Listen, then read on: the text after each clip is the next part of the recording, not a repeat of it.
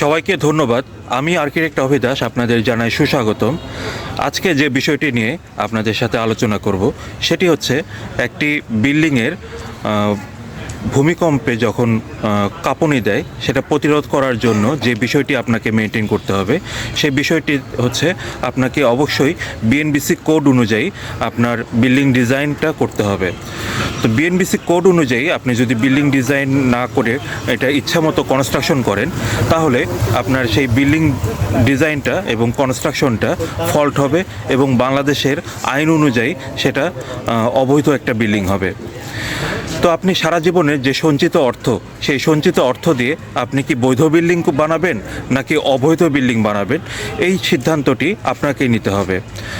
আপনি যদি আপনার সারা জীবনের তিলে তিলে গড়ে তোলা যে অর্থটি আছে সেই তিলে তিলে গড়ে তোলা অর্থ দিয়ে আপনি যদি রড দিয়ে, সিমেন্ট দিয়ে, কনক্রিট দিয়ে, আপনার অন্য যে কোনো স্টিল ম্যাটেরিয়াল দিয়ে অনেক শক্ত করে মজবুত করে যেখানে রড লাগার কথা 2টা সেখানে আপনি 10টা রড দিয়ে আপনি যদি কনস্ট্রাকশন কাজ করেন তাহলে কিন্তু সেই কনস্ট্রাকশনটি বৈধ কাজ হবে না।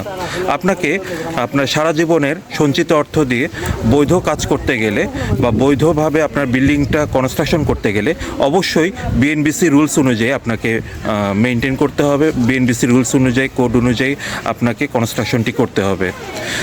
আপনি যদি কোনো হজে যান, হজে যে নিজে পাক পবিত্র হয়ে আসেন, কিন্তু আপনি যেই বিল্ডিংটিতে থাকবেন, যে বিল্ডিংটি যদি অবৈধ বিল্ডিং হয় সেই অবৈধ বিল্ডিং কিন্তু আপনার সেটা কিন্তু পবিত্রতা পাবে না। সেখানে যদি আপনি নামাজ রোজা করেন বা সেখানে যদি আপনি পূজা করেন বা আপনার ধর্মীয় রীতি অনুযায়ী আপনি সেখানে প্রার্থনা করেন সেই বিল্ডিংটা কিন্তু আপনার মানে সেখানে আপনি যে কাজই করেন না কেন সেখানে সেই কাজগুলোই অবৈধ রূপে ধরা দিবে আস্তে আস্তে। তো আপনি কি আসলে বৈধ ইনকামের মাধ্যমে বৈধ বিল্ডিং তৈরি করে বৈধভাবে বসবাস করবেন, নাকি আপনার সারা জীবনে সঞ্চিত অর্থ দিয়ে আপনি একটি অবৈধ বিল্ডিং তৈরি করে অবৈধ বিল্ডিংয়ে থেকে আপনি অবৈধ কার্যকলাপ করবেন?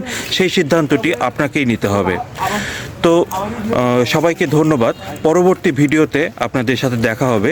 সবাই ভালো থাকবেন, সুস্থ থাকবেন।